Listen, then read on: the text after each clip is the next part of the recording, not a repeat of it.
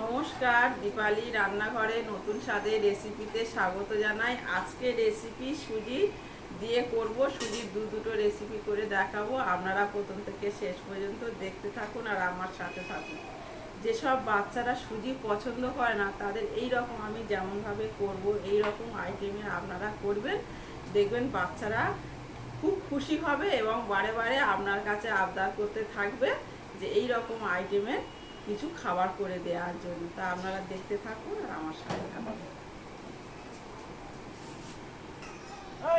দেখুন, এখানে আমি ছোট বাটির হাফ বাটি সুজি নিয়েছি। এই সুজিটা আমি একটু ভিজিয়ে রাখবো। দেখুন, আমি এখানে হাফ চামচ ঘি দিয়ে দেব। এখানে যদি আপনার বাচ্চা ঘি যদি না পছন্দ করে তাহলে আপনি এটাকে বাটার দিয়েও করতে পারেন। আর দিয়ে দেব একটা গোটা তেজপাতা। দেখুন, এখানে ছোট ছোট টুকরো করে নিয়েছি কিশমিশ আর কাজু, ঘিয়ের মধ্যে দিয়ে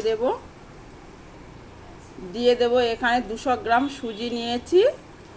এই সুজিটাকে আমি দিয়ে দেব। আর কাজু কিশমিশটা আপনারা একদম গ্যাসটাকে লো ফ্লেমে হালকা একটুখানি নেড়ে নেবেন, বেশি ভাজবেন না। ব্যাস, এবার আমি একটু ভাজতে থাকবো। সুজিটাকে একটু হালকা লাল লাল হবে ততক্ষণই আমি ভাজতে থাকবো। দেখুন, এখানে আমার সুজির কালারটা লাল হয়ে গিয়েছে। এবার দুধ দিয়ে দেব। দেখুন, এখানে আমি হালকা গরম জলে তাতে আমি 4 চামচ দুধ নিয়েছি। দুধটা দিয়ে দেব।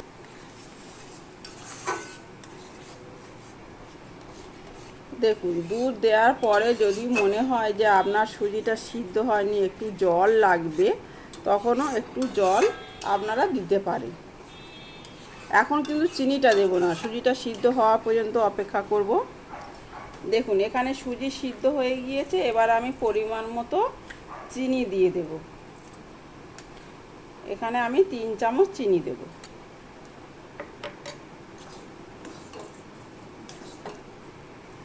দেখুন, এখানে সুজিটা আমি এরকম শুকনো করে নেব, নিয়ে এবার আমি নামিয়ে নেব।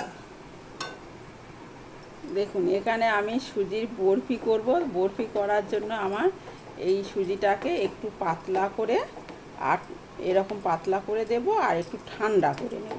তাহলে কি বলুন তো, বরফিটা ভালোভাবে হবে। একদম রেডি বরফির জন্য। এবার আমি একটু রেখে দেবো, ঠান্ডা হওয়ার জন্য অপেক্ষা করব।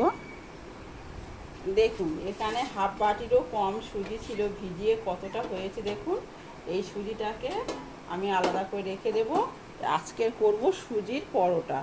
বাচ্চারা তো পরোটা খেতে ভালোবাসে, কিন্তু ওদেরকে বলাই যাবে না যে এর মধ্যে সুজি দেওয়া আছে। এখানে আমি কম পরিমাণে আটা নিলাম আর একটু ময়দা নেব। না, ময়দাটা এবার না দিলেও আটা দিয়েও করা যায়। দিয়ে দুটো একসাথে মিশিয়ে নেব। ময়দার মধ্যে দিয়ে দেব হাফ চামচ চিনি, দিয়ে দেব পরিমাণ মতো লবণ,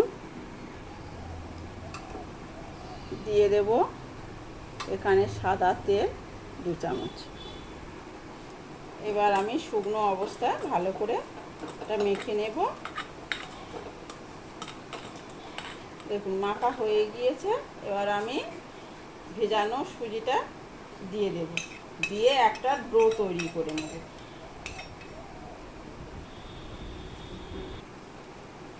এখানে ডোটা রেডি হয়ে গিয়েছে। এবার আমি কেটে নেব। দেখুন, সুজির তো একদম কত সুন্দর নরম হয়েছে।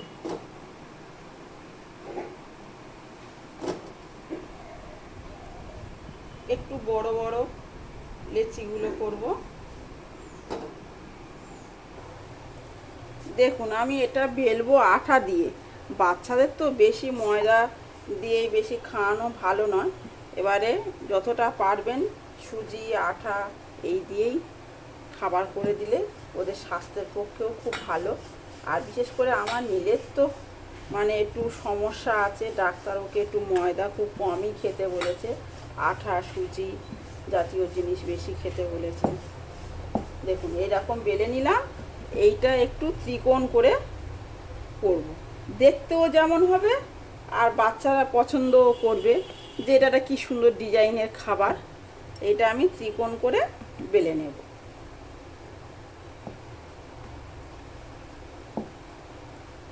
খুব মোটা করবেন না, একটু চেষ্টা করবেন পাতলা করে করতে। সবগুলো আমি এইভাবে বেলে রেডি করে নেব। দেখুন পুরো এইরকমই হবে, এইরকমই ত্রিকোণ।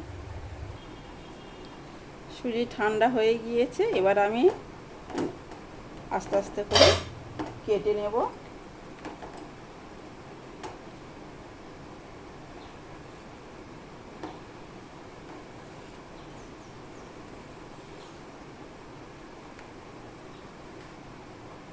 দেখুন এবার বরফি সাইজে কাটতে থাকবো।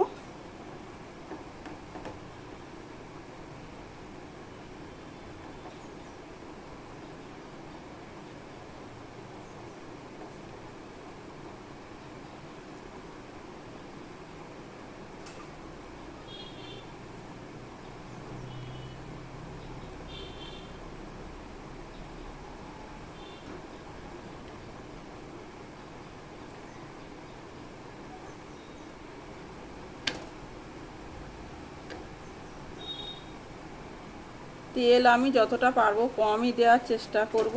এখানে ব্রাশ করে করে দেব। দেখুন কত সুন্দর ফুলছে, দেখুন একদম রুটির মতো পুরো ফুলে গিয়েছে। দেখুন সুজির বরফি।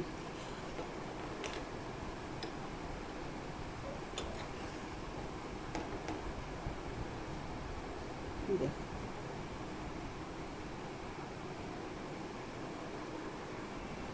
দেখুন এখানে ত্রিকোণ পরোটা আর সুজির বরফি সম্পূর্ণভাবে রেডি হয়ে গেছে। আপনাদের একটা কথা মানে আমার বলা হয়নি, আমি সুজিতে যখন দুধটা দিই তখন আমি সামান্য একটু লবণ দিয়েছিলাম, সেটা আপনাদেরকে দেখানো হয়নি। কিন্তু আপনারা করার সময় অবশ্যই একটু লবণ দেবেন, লবণ না দিলে কোনো কিছুই টেস্ট ভালো আসবেই না।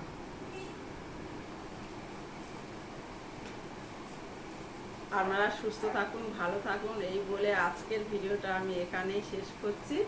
অন্যদিন অন্য কিছু নিয়ে অবশ্যই আপনাদের সাথে শেয়ার করতে আসব। আর এই আমার সুজি দুটো রেসিপি যদি আপনাদের ভালো লেগে থাকে তাহলে আপনারা অবশ্যই ইউটিউব থেকে দেখলে সাবস্ক্রাইব করবেন আর আমার ফেসবুক পেজ ফলো করে আমার পাশে থাকবেন।